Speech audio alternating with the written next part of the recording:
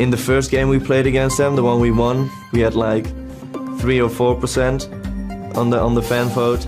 But that doesn't bother us that much because we know that if you see a famous team and a team you don't know about, then of course you'll go with the famous team. I think that during the series the fan vote might heavily swing. Well, welcome back to the European Challenger Series Spring Finals, where Origin is up 1-0 after coming out of the gate strong in Game 1 against Copenhagen Wolves Academy. Before we load into Champion Select, I would like to remind you guys that the European LCS Spring Playoffs will continue on the stage right behind me this weekend, starting with the best-of-5 semi-final match between second seed Fnatic and third place H2K Gaming on Saturday, as the teams battle it out for a shot in the Spring Finals in Madrid, Spain. And if you're wondering where Primetime League is, don't worry, it's coming your way tomorrow at 1 AM Central European Time, 4 PM Pacific Time, and we'll be back at its regular Wednesday spot next week. And I can't wait. Second game coming up as well between Origin and the Copenhagen Wolves Academy. Game 1 was fairly standard from both teams, but now what happens in Game 2? This is where anything could just go crazy. Yeah, I feel like the Wolves, though, still in fighting spirit. Let's take a look at the Champion Select, though, and see where the teams go from here. As you mentioned, all of those picks in the first game were pretty much comfort picks from both teams. Yeah. So we'll see what they do with this one, if they'll go basically the same route. Fisher was saying they could do the same thing, just not mess up the early game. So something we really should have touched on in Game 1, and we'll talk about now, is that Malphite ban. Malphite banned away because it kind of is the containment pick against a lot of Morsu's champions. Think back last week, Morsu was like, triple ban me, or pick Malphite, or I'll win. Yes, or you're gonna have a bad time were his words, and well, they ban out the Malphite, so where's the triple ban? We're waiting for an Irelia pickup, maybe by Morsu. Cells could pick it away, but we haven't really seen him play those AD top laners like Irelia. We do see the Severe ban away from Nils here. We played it last game. Visibility has only played it once, so I mean, he likes the Corkis, he likes the Greys. It's gonna be Rek'Sai banned against Amazing as well. Yeah, some good change-ups here to ban out 2 of the strongest from the last game. Maokai is still available. Origin have also flexed Morgana from a first pick, the same with the Sandra. I mean, it looks like they're not opting towards those 3, but I like the change-up here from strategy out of the Copenhagen Wolves. Sivir, Rek'Sai takes away a lot of that engage potential or mobility that Origin showed us last game. And talking about Origin, it will be their first pick of Gragas going into the jungle for Amazing. He's played this before, he'll play it again, adapting well to the tank meta, building those Cinderhawk items. Kyrie has done a little bit in the past couple of weeks, but has typically stuck to his Rangars, the Elises, and the Nidalees, which I'm currently looking at right now. And Gragas is another champion that Origin can flex. We've seen Soaz played in the top lane as well, so it's a favored champion for both top and jungle. No need to show anything. There isn't really anything first pick worthy that would be locked down that early, unless they were going to look for the LeBlanc again. But with Copenhagen Wolves on the red side, they will get the counter pick for their matchup. So it will be the Swazjani as their first pick, and we're just waiting for the other one here. So it will be the kind of opposite of Gragas. Some people sit in the Gragas camp, some people sit in the Swazjani camp, but what is for certain is they both build Cinderhawk, and they both get very tanky. It's going to be great as well for visibility. Both are very reliant as well on that level 6 point. Both of them can both engage and disengage, depending on exactly their setup here. But the Graves coming out for Visility, you talked about it earlier. 11 of the 12 games, I believe it is, has been Corki or Graves for Visility. Now 12 out of 13? Now 12 out of 14. Because we've 13 out of 14. Maths, that's how that works. But what I do know is the Maokai has been locked in, as has the Morgana, and these are 2 quintessential champions here for Origin. This gives them a whole lot of protection for whatever they pick as an AD carry, and typically with this kind of setup, we've seen Origin favor a somewhat later game AD carry. We've seen them play the Kog'Maw a couple of times. They will potentially still look towards the Corki if they want it. That's off that Trinity Force rather than late game. So Origin still have a lot of open doors here when it comes to what they want to round out their comp with. Yeah, and Nils has a very large AD carry champion pool, so he could literally pick anything here. It is the Maokai and Morgana, as you mentioned, from Origin. Now waiting towards Copenhagen Wolves' next couple picks. They hover over the Vlad, but it depends what they really want to go for here. Whether they go for a team fight composition, They do, of course, have the Sojani, they do have the Graves, and they lock in both Vlad and Lulu. So, yeah, get into that fight and blow some people up. So this does two things here with the Vlad and the Lulu. This is completely forced out by both champions being available. This prevents Origin from running any kind of Juggernaut comp with the Lulu, and prevents the Vladimir that caused Reason Gaming so much trouble in the final 2 games last week from xPeke. So Copenhagen Wolves kind of forced their own hand here with their pick and ban phase, with the fact that they were 2 strong champions that they had to remove from Origin. And that now leaves CWA or Morsu potentially in a situation here where they have to play Vlad into something that they may not be comfortable on. Yeah, it also means that Origin have to think about what they're doing here. Some of the faces from Origin show that they're thinking about maybe a new type of direction to move in. As they may have gone for that Lulu. They have the ability as she can basically flex anywhere.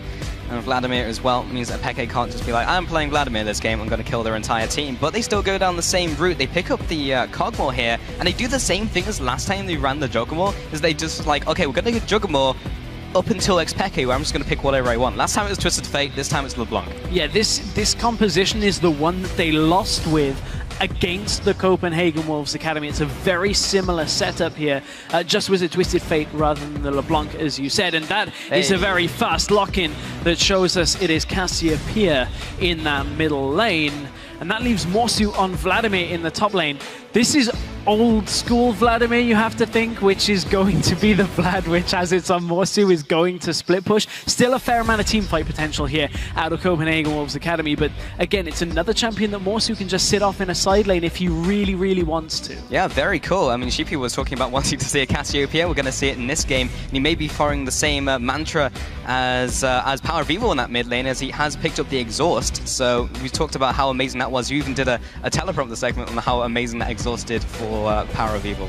Yeah, we'll have to see whether COSQ is quite on the same level as our double MVP winner Power of Evil, but this kind of composition out of Copenhagen Wolves has a lot of scaling. A Vladimir and a Cassiopeia want to go late game. On the other side of things, Origin are banking on the protection for the Cogmore late game and relying a lot on xPeke in the mid game. And after game 1, if there's somebody on LeBlanc that you would expect to be able to kind of carry over a tough mid-game, Peke certainly showed us a very strong performance. Yeah, they'll be trying to get that early game advantage, but as we get into game, tweet at LOL Esports with the hashtags CWA win or OG win, and let us know if you think the Wolves can tie up the series, or if Origin can take it 2-0. We're mere seconds away from getting into the second game, ladies and gentlemen, and this will be so telling for the rest of the series. Origin now swapping into the blue corner, and it will be Copenhagen Wolves Academy sitting in the red. Oh, this Vladimir pick, how is that going to work out for Morsu? We've seen Vlad in the mid lane predominantly across a lot of regions. Even saw it yesterday in Reason Gaming's amazing comeback, if anybody did catch that in our 3rd place game of the European Challenger Series. But we are into the final of the European Challenger Series. It is a best of 5 here, so this game still wouldn't put either team into the LCS, but it would put Origin one step away from their potential LCS spot. Yeah, that's a horrible position for any team to be in, where they have to win 3 games in a row against a team who was so dominant. However, a win here would be very nice to even up the tables for Copenhagen Wolves Academy. They do sweep the top couple brushes. See if they can find Origin in wait, but they do not. It will be Origin heading into the jungle, getting the early vision control, maybe placing that ward towards the top side as well to spot up a potential lane swap. Yeah, I'm glad to see that Origin left that breadcrumb trail of wards behind them, because there was a moment where if the Wolves had gone aggressive into their own jungle, Origin could have been caught out and caught unawares, but both teams are going to ward up on the top side of the map and make sure that no lane swaps are coming out, or even to set up lane swaps of their own, because Graves Lulu is going to bully around Cogmore Morgana, no matter how you look at it. That is a lane that will push very quick and deal a lot of damage.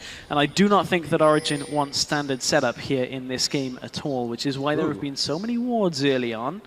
And Mithy shows his hand. They now see Niels and Mithy, along with the rest of Origin heading up towards the top side. So Copenhagen Wolves can't really call this lane swap. But we'll see whether they look to freeze or whether they look to fast push and kind of bounce the wave off the turret. Yeah, so Hybrid now heads into the jungle here. We'll see what the play is from Copenhagen Wolves. Origin are going to lane swap again, and it worked so well for them last time. It really is just a matter of how the Wolves deal with this, because it really is the ripple effect from the early game, which is kind of how they fell behind in that game, could never really get back into it. Miffy lands a nice binding to harass Morsu back to his turret. So Vlad in these very early levels has to make sure he stays in this experience range a lot more than some other 1v2 champions, especially with the fact that he's going to need his pool to survive any kind of ganks. But as soon as he's got pool and a couple of points in queue, he actually can sit very comfortably. But this is a very close invade here out of Origin here. It's going to be, I was going to say like ships passing in the night, but Kyrie has walked straight into the headlights of Origin, and they let him get away with it. Yeah, I mean, Soaz did not want to jump on top of him with only one ability. Just gives him a backhand, says, go into your other jungle. Now goes into the top side of the map, and it is now Hybrid rotating up there, so it is 2 versus 4. Sapling over the wall, but they do have the vision with the ward. Will they go for this dive regardless? It's a little risky. And now that you can see Lulu has joined and the pool has been skilled on Morsu, this is actually a very tricky dive to pull off here out of Origin, because Morsu's just going to drop underneath them, and Hybrid should be able to keep them alive, but he's dropping so fast. This could be very, very messy. Hybrid goes down, but Kyrie comes in for the counter gank. There's Soaz, he drops in turn. That's a 1-for-1. They're still underneath this tower, but it's now retargeted minions. Xpeke, oh, that's actually amazing, who comes out with the first kill. He died. There's actually gets killed in return. Kyrie now getting chased down. Miffy has to land his binding if they want it, but that was a 2-for-2. We said it was going to be messy, and it was. 2-for-2 overall is not what Origin want from that situation. You dive a Vladimir who has his pool and a Lulu standing right next to him. That pretty much should give Morsu everything he needs in this setup to just survive. Now that Soaz is down in that bottom lane, Visility has to pull back away from the tower. Kyrie is still sticking around this top jungle, though. He's got the double boost, but he is very low. He is level 3, though. Morsu keeping up the chase. Hybrid is there with the level 1. Comes out with the permafrost and does get the binding down. So he keeps himself alive, but he does have to burn his flash for that privilege. Copenhagen Wolves just taking a little bit back. Xpeke now heading into the top lane. The flash into the distortion and the ignite. Just needs one more auto attack. It may not be enough to take him down. It is! He bleeds out from the ignite. Final tick of Ignite is just enough, and Kyrie played that so greedily, sticking around his jungle, trying to get kills with Morsu and Hybrid. He should have just been looking to back here. He's even got a Ranger's Trailblazer, and Smite was available. He could have just sat and farmed during that time, but he tried to be greedy and get kills with Morsu, and it just doesn't work out. Morsu is already okay in this situation now that he got that first kill. So slight advantage to the team of Origin opening up this game. Exactly what they want is the Stalker's Blade, picked up by Amazing this game. Kyrie has gone for the Trailblazer. Will be keeping his morale high as he moves through the jungle. Will be able to go for those counter ganks. Meanwhile, in the mid lane, there is a slight advantage to Khan's Q, but basically even. Peke has no summoners, however. Bot lane, Visility has both, but he may have to burn some. As Amazing comes in with the E, the follow-up, and there's the flash from Visility. Meanwhile, Kyrie is in his jungle, trying to take away this blue buff. Hasn't even managed to go for it yet.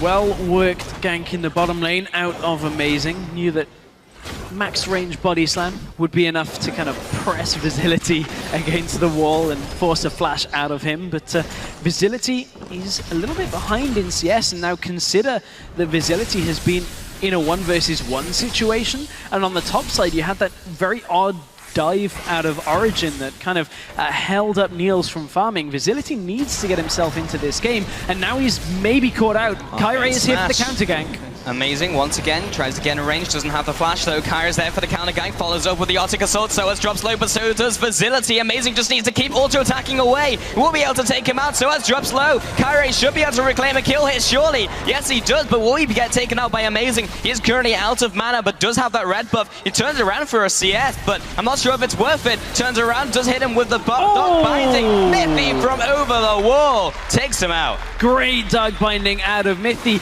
and again Kyrie is playing this so greedily. He's on a Sejuani pre-6. You don't have the most amount of map pressure. He comes for the counter gank, just barely survives, and then sticks around again, thinking Hybrid can bail him out of that situation, and there's just not a lot he can do that. Yes, he's picked up 2 kills already, which is great. It's going to get him towards Cinderhulk, but this could be so much cleaner out of the Copenhagen Wolves Academy. On the other side of the map, though, Get used to saying this. Morsu split pushing away, or at least just pushing. This time, all the turrets are up. He's in a safe spot. Yeah, for the most of the game, we're going to be seeing Morsu not make an appearance in teamfights. He'll just be split pushing away, taking those turrets from them. He is currently sitting on his Amp Tome, looking towards his Hex Tech Revolver, which is the typical Vladimir build we see nowadays into the Will of Ancients. Have not seen many other champions build that item for a long, long time. No, very long time. In the mid lane, CWA has gone for his tier, maybe looking towards the Ludens as well. It will, however, be a scary prospect if Morsu can teleport into a fight. Oh, yeah. The Copenhagen Wolves Academy are already winning, because then their team fight potential just skyrockets through the roof. The damage amplification that's going to come from Morsu actually makes Copenhagen Wolves available to team fight with this composition. It's very similar to what Origin were running in their semi-final game, where you just team fight and have so much damage. Well, Amazing is sneaking the dragon currently, and well, Copenhagen Wolves have literally no vision over the area, so he'll take this one for free. And the crab has just spawned. Hello. Happy hour is a marvelous thing. It is. Will he take the crab as well? Oh, look at that value. Man, Amazing, just showing full control over this bottom side, and it's because Origin have swapped their bottom lane down into this bottom lane. That makes sense. 61 CS on Cogmore as well to 44 from Visility, and again, Visility was in the 1v1. Just so much pressure applied bottom lane after that failed gank top. Origin are just running away again with the laning phase, although then mid lane is fairly even. 1 kill separates them, and Morsu a tiny bit ahead on CS with a kill for himself. It's not quite as big a lead as last game, but the Wolves are still slightly behind. Amazing is in the jungle of Kairi. Kairi took away that pink ward, kind of confused as to why it was there, and CosQ pops his ult, and there was not an X-Pecky there. He was expecting the distorted. Yeah, he was exactly expecting the play that Power of Evil did against the LeBlanc, where you instant, petrify and gaze the LeBlanc. This time, Peke just fakes him out, and CosQ outplays himself in that situation. That's a big ultimate not going to be available, and really reduces a lot of the ability now for CosQ and the Copenhagen Wolves to do anything. I mean, what can CosQ now do in the middle lane? He doesn't have exhaust, doesn't have the ultimate, so if Peke wants to kill him, Peke is going to kill him. Yeah. And he just have a couple of seconds left on the exhaust, so that will be nice for now. We're clearing out these minion waves, and is now lagging behind in terms of CS against Peke. Top lane is now evened up, bottom lane has also evened up, so the Wolves aren't in a dire position just yet. Plus they have the great scaling from Vlad and Cassiopeia. They just need to make sure this game doesn't run away from them before it even gets started. Yeah, I mean, going back to that castle, it's the kind of play that it's so 50-50. It's either magnificent or falls on its face. Yeah, exactly. If Peke had W'd in, that's a fantastic challenger big play. This time around, it doesn't work. But what will work is the tower push in the bottom lane, as Niels and Mithy have finally found themselves in front of that tower. And Niels is a good way to completing his Triforce as well. Yeah, Kairi heads into the bot lane. We'll be able to clear away the ward because they had a pink ward over it, but outside of the early aggression, the amount of times he's died, he's pretty much just stayed in his own jungle and just farms it up. Doesn't want to risk the potential of Amazing counter-ganking him, which has happened so much so far. So by doing nothing, he's trying to get ahead. Amazing now in his own jungle will be farming away, has completed the Cinder Hook. Meanwhile, in the Kairi camp, has picked up the Farmy Cinder and is a fair ways towards it. CosQ trying to get out of this distortions out from X-Peke. Kairi's hit level 6 though, and that's a really key point here with regards to how they can fight. They still need to make sure, because an ultimate is going to be very difficult to hit on the likes of an X-Peke right now, and the Black Shield will protect Niels in the case of a Sejuani ultimate, but Kairi has to make sure that the first time he pulls that trigger on the prison, it has to hit. There's just no way that that misses, and Copenhagen Wolves can really survive a team fight this early on. They've got a tier stacking on the Cassiopeia. Graves still doesn't even have his BF sword yet, and Vladimir really needs time to scale. They absolutely need their ults to line up. Yeah, Kairi just dropping the blue buff low. Of course, it will never drop below 1 HP. Because there's a change that was made. Otherwise, it would be very annoying. You have the kind of Season 3 thing where you just always take it. It's like, well, sorry. Visility and Kairi in the bottom lane, now pushing away at this turret. So as will just be holding down the fort with his Arcane Smash. And maybe building towards the Righteous Glory again. May even go towards the Rod of Ages. But he has the Catalyst, that's for sure. Bot lane is being pushed in here by the Wolves. There is no one really to react apart from Soaz, but do they have the damage? That's the question. He's clearing the minion wave faster than they're destroying the turret. And this is 3 members committed down there where Origin can do whatever they want around the rest of the map. Amazing has found Morsu. There comes the W, the drunken rage. Follows up with the E. There's the ultimate. Blasts him away back to his turret. There is no one to follow up. Morsu will be taking the opportunity to fall back to base. But is it going to be in time? There's the flash. There's the follow with the barrel roll. Will be coming in with the E now. Miffy is there trying to land a binding. Hemo play comes out. Niels is there to follow up. It will be going to Miffy. Not the worst thing in the world, but he does go down. Meanwhile, in the bottom lane, they try to get a return kill onto Soaz underneath this turret. Hybrid is tanking as many turret shots as he can before he goes down. Kyrie is tanking the turret. No, make that Facility. And they do zone him away from the turret, but not before the minion line falls. And they still do not take this turret. What a heroic defense from Soaz. Great defense out of Soaz. That's what a Maokai with the Catalyst plus his ultimate can do. He just 1v3'd under this tower. Yes, it will fall, but Kog'Maw is taking an inner tower in the top lane. He already took the outer just as Morsu died here. And that's Origin again playing around the map. I love what they're doing against Morsu. They're giving him an inch, but not letting him take a mile here. Every time I look at the scoreboard and I'm thinking Morsu, he's getting farm. He's quietly getting there to the point. Origin turn their attention back round to him and shut him down. That's exactly what they need to do against this composition. So many times we've seen Morsu kind of just left in his own island and he just gets so much farm. But this time he's only drawing even with Soaz and has started itemizing up. But the Wolves will need a lot longer to make the composition start working and start coming back into the game. That being said, we've seen games before where compositions really do shine through. Think of the game yesterday, putting that on hold for a second as Peke jumps forwards in the middle lane. Oh man, Coscu's flash burnt. Cassiopeia now going to be very immobile and amazing. Coming from the side here, does have his ultimate available, so could blast Facility or Coscu forward into the rest of Origin. Peke's around as well, so there's still so much fight potential out of Origin right now that Copenhagen Wolves cannot stand by this turret. If I'm not mistaken, this turret is actually fairly low as it is. Yes, only a couple of hundred health on it, and with the dragon coming up as well, all Origin have to do is show pressure, force the Wolves away from the dragon area, and that should be an uncontested dragon. Although teleport is available for both top laners. Here comes Morsu into the fight. But there is no fight to attend yet. Yeah, Kyrie is sitting on top of the teleport. This could go very messy for the Wolves, though. There's the ultimate from Miffy. He drops them low. Everyone's dropping in this team fight. Kyrie will be flashing away. There's the binding onto Facility. Morsu is responding with the damage, but now they go for the follow-up, and they're looking to run the Wolves down. Niels will be flashing forward. He gets 1, he gets 3, and Peke will be keeping up the chase. He doesn't have the chains to lock anyone down, though. That's a 3-0 plus the dragon over to Origin. Niels is having a great series here, but a very quiet series at the same time. That's the first time Niels has really stamped his authority on a fight, flashing forward on Kog'Maw because they knew they had the cleanup. Kyrie's ultimate was not enough to hold the rest of Origin back, and as we said, the Wolves want to scale here. They want to get towards the late game, and Origin, off a Triforce spike from Kog'Maw and the Righteous Glory here in their top lane, are able to take this fight. Here's the teleport in from Morsu. It's not the best positioning, and Kyrie already denied by a binding. Soaz appears in the middle of the team and can just reduce so much of this damage.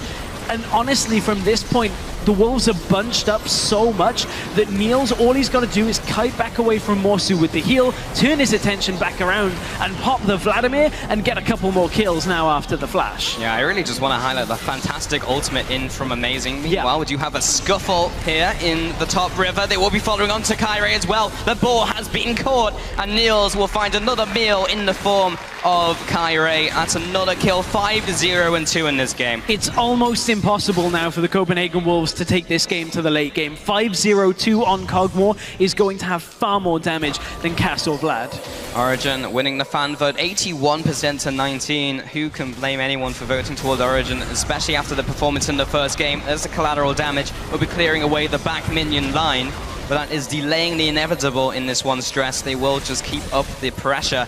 Peke with the distorts, clearing out the minion waves all day. And Origin, this is their game to lose currently. 10-3 in terms of kills, 4 towers over 1, plus the 2 dragons, complete control over the map. Origin came in with a very clear game plan here as well, and it was in the early game, force Kyrie off the map. Just do not let him get anything, and then he'll undo the rest of the team by the fact that he's just not been able to get into either Game 1 or Game 2. And the rest of the Wolves are relying on Kairi somewhat to make sure that they're safe in their lanes, to make sure that Morsu can split push. But the fact of the matter is, 2-4-1 on Sejuani at 17 minutes is just... Sejuani's never going to really get tanky here. You're looking at a 40-50 minute game here. And as we said, I don't think Niels is going to let the Wolves get there. My big concern with the Wolves, though, is the games that they've won are games that they always snowball from the early game. And in neither of these games have they picked up an early advantage. The closest they got was this game, and they went 2-2 in the top lane before Kirei got caught. Meanwhile, in the mid lane, maybe his counterpart will do the same. Amazing will be body slamming away. There's the ultimate, knocking him towards the team. So as is there to lock him down with the twisted advance. Niels is in the back lines, raining down pain. There's the living artillery, not quite enough damage to finish off. Kirei, COS2 maybe goes a little too far forwards. Indeed he does. He gets hit by the binding, and Soaz just needs to finish him off. It will be amazing coming out with the last hit. Ooh, Hybrid's still in trouble. Oh, but just about gets himself away, and it's all because Niels is still at the mercy of the range of his ultimate. He's only level 10. Before that was level 9. Not quite at that extended range point for Kog'Maw, so couldn't quite pick up the kill onto Sejuani. Morsu got the Wolves the turret in the top lane, but it's going to be 2 inner turrets falling in favor of Origin. Yeah, double wards go down in the middle lane. Morsu is now trading off against Soaz as the Hemo Plague. He'll be backing off the turret for now before that one wears off, so he doesn't get affected by the damage amp. Meanwhile, the Wolves in the mid lane look to perhaps cut Morsu off. Is he going to escape in time? Well, sapling over the wall means no for now. Miffy will be looking in here, does get the soul shackles down. You can pull, but you'll still get stuns, and Niels will still pick up the kill. Oh, 6-0-3. The Wolves are going to look to push a turret down for themselves, but it's 6 towers to 2 in favor of Origin right now, so everything that the Wolves are trying to claw their way back into the game is just too little at this point. This would take a staggering comeback here if the Wolves were going to hold on to it, but they have got a comp that could do that. They have got a comp that the later this game goes, the better chances, but the fact is, Visility not even at an infinity edge right now. Look at the items between these AD carries. Niels has a full Trinity Force and level 2 boots over what Visility has in his inventory already. And Visility still has the CS lead. Yeah. It's crazy. Well, now he's at least finished off his Infinity Edge, but you still wince when you look at the scoreboard and plus the item build so far. It's going to take a couple more item spikes before Copenhagen Wolves will either kind of get over the cloud line to still see what Origin are sitting at. Not really sure what I'm saying, but Copenhagen Wolves, they have a long way to go, that's for sure. They do have a long way, and it's made even more difficult by the fact that Origin are already itemizing properly against this composition from the Wolves.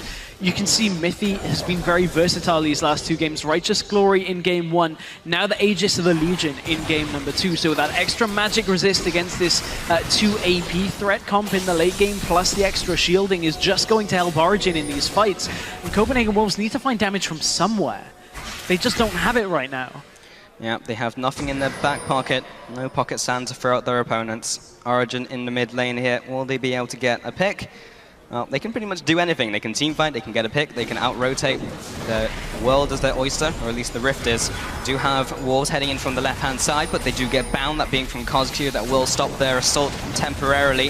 Kairi trying to get in range, and that's a lot of damage from Expected to blow up the tank. He will be getting it with the last distortion. Amazing, still looking for his ultimate to come in, knocks someone towards his team, but no one is following up fast enough. He'll be flashing away here. And there's a 1 kill onto Kirei. Meanwhile, Morsu is in the back lines, but he doesn't really have the damage just yet. There's the Hemo Plague, will be followed up as well. Peke over the wall, but he didn't have pull this time around. COS2 will be flattened as well by Peke. Visility in the back lines, also trying to get the kills down. He did manage to assassinate Niels, but they lost so much for it, and Soaz will chase him after. The tree is faster down than the graves. 4 for 1 in favor of Origin. Again, this just looked like a repeat of Game 1. And it all starts from the tank on the Copenhagen Wolves Academy getting blown to pieces by Peke's LeBlanc, and it just snowballs from there. COS2 had a decent ultimate onto about two people from Origin. It was the best they could get. That's a nice ult, but there's no follow-up. If there was only something behind it, Stress, that would have been fantastic, but what it does do is stop them from taking their middle inhibitor turret.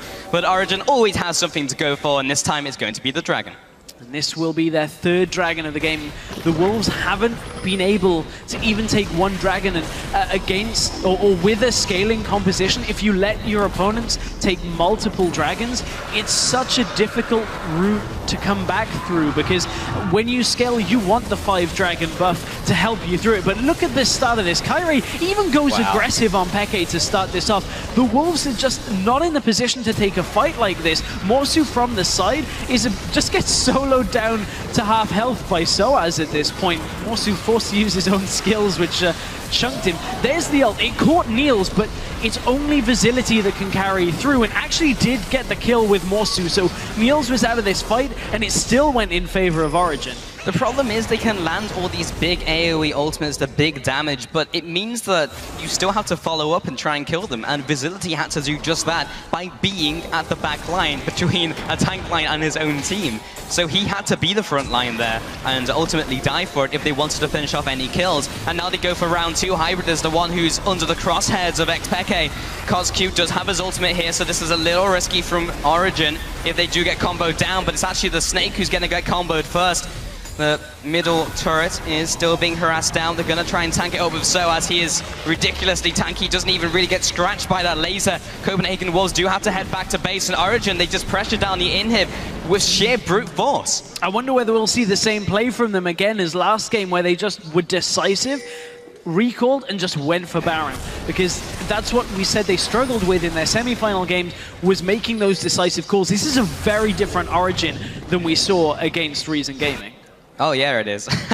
When they get into the late game here, that will really kind of show more of the decision making. But they've grouped up so much early, and they've always just rotated Copenhagen Wolves. That being said, so much vision control going around this Baron area. Wolves are trying to capitalize on the fact that Origin have gone back to base and try and get something for it. But there's nothing really to go for unless they can get a pick onto Soaz. But it's going to take half a century to melt the tree. Oh, the ult whiff. That's the Q coming in. That's also the binding onto Kairi. He will go down here. Hopefully, as the barrel from Gragas maybe saving him, not the case. Peke has the damage. Meanwhile, Hybrid gets hit up by Niels. That's his 8th kill of the game. Visility also gets bound. Cannot afford to do so. Make that the double kill. Looking for his triple. Waiting for that Vladimir to hit the grave. And he will be going out 4-0. sc2 is the only surviving member from the Wolves as the sapling chases him down. And the rest of Origin have already turned to Baron. It was a Hail Mary play out of the Wolves, and it's going to be a surrender vault. Throwing in the towel, Stress.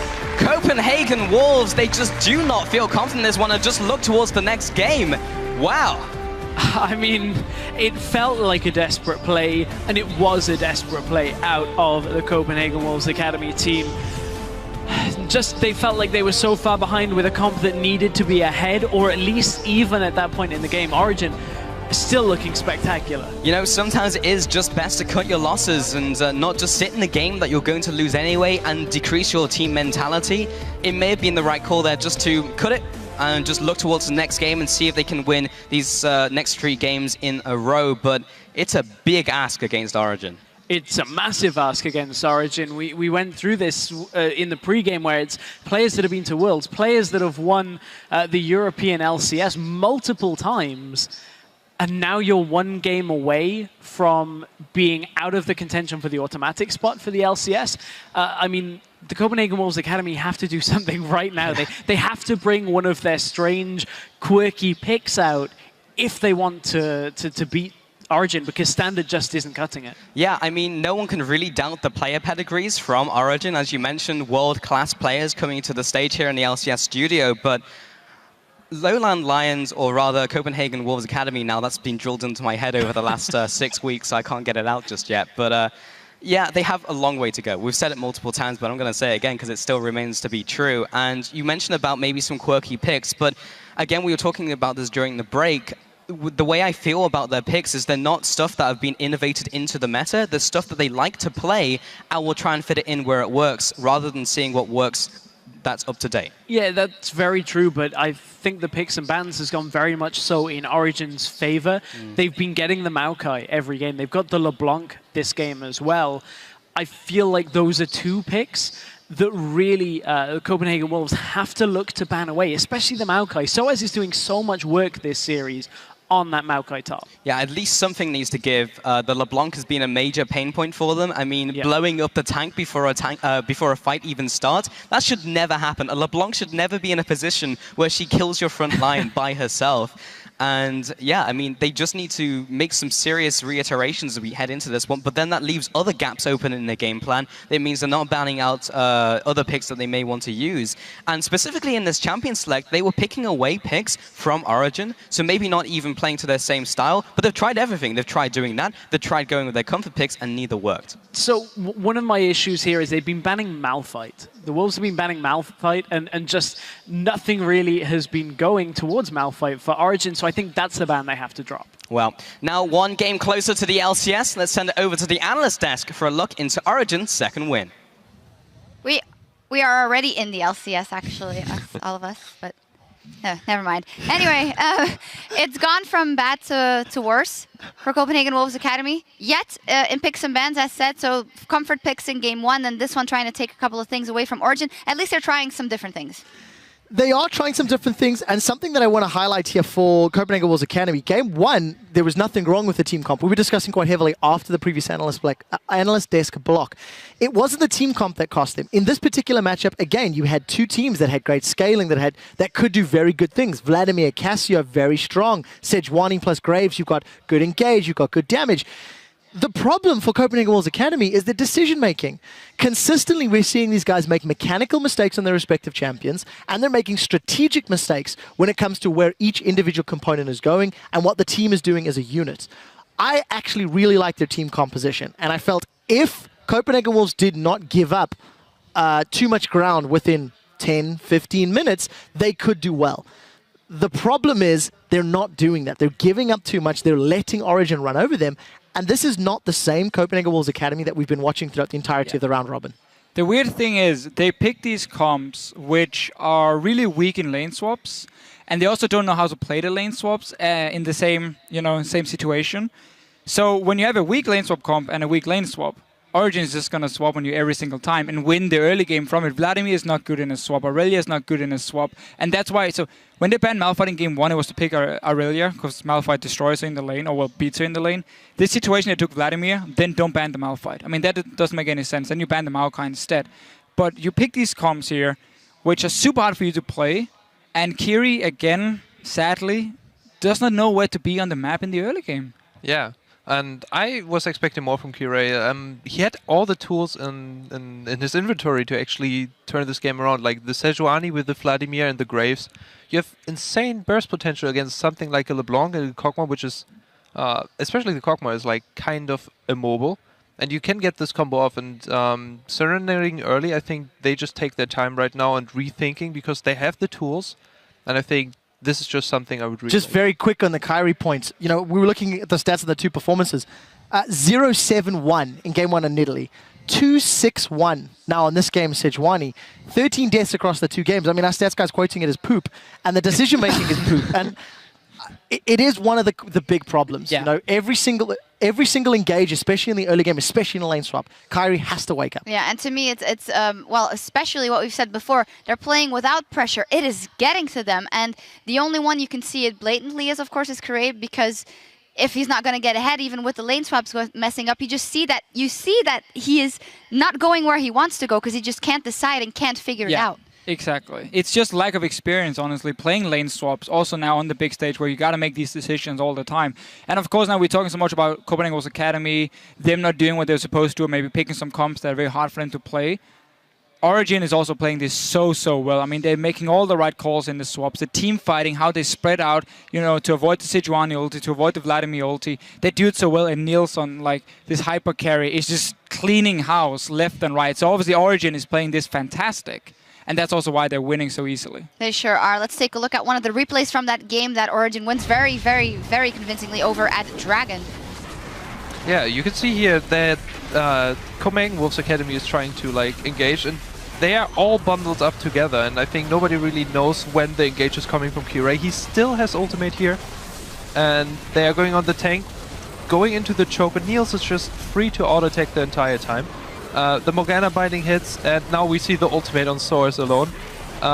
when there's nobody else, and Niels right now just playing very, very aggressive. Goes for the flash auto, taking kills actually Sejuani there, which is really strong play from him. And also this fight here, Copenhagen Wolves Academy were lacking some very key items before going into the fight. I mean, Cassiopeia was sitting on a tier and a Negatron cloak. Like, that's 0 damage. You have nothing really to add.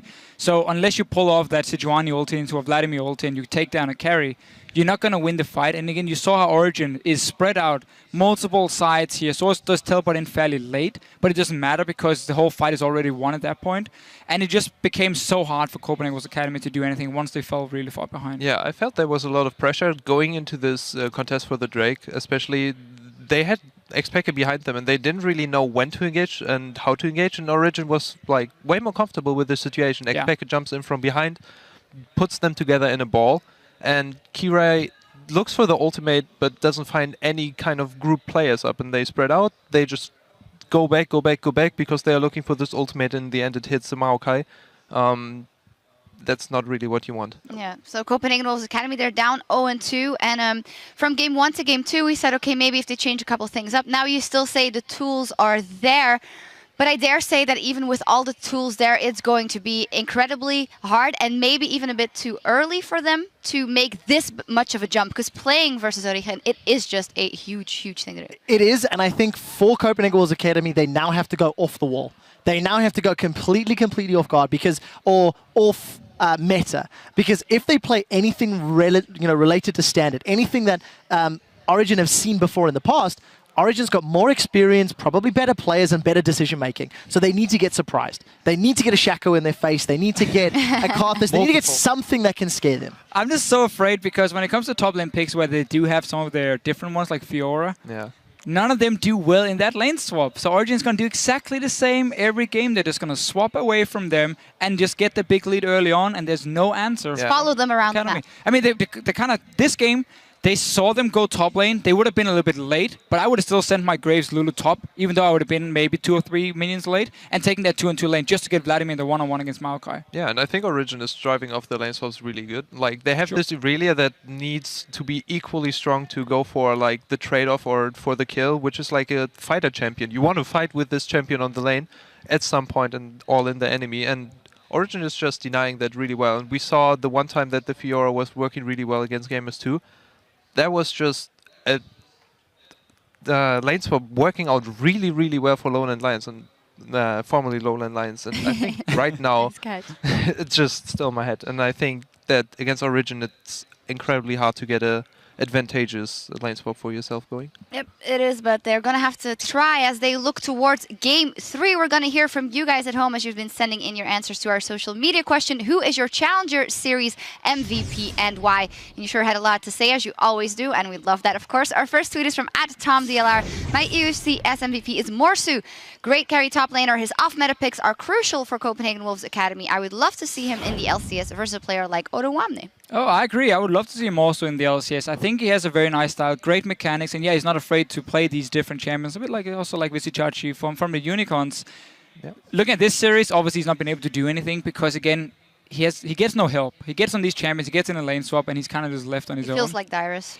Possibly, yeah. And therefore, we don't really get to see much from Morsu. But before the finals, I would say he's definitely been one of the MVPs. Yep, super interesting to watch as well. Our second tweet is from @RedXStriker. My EUCS MVP by far has been Origen's amazing. His performance since the start has just been amazing. Amazing. Yeah.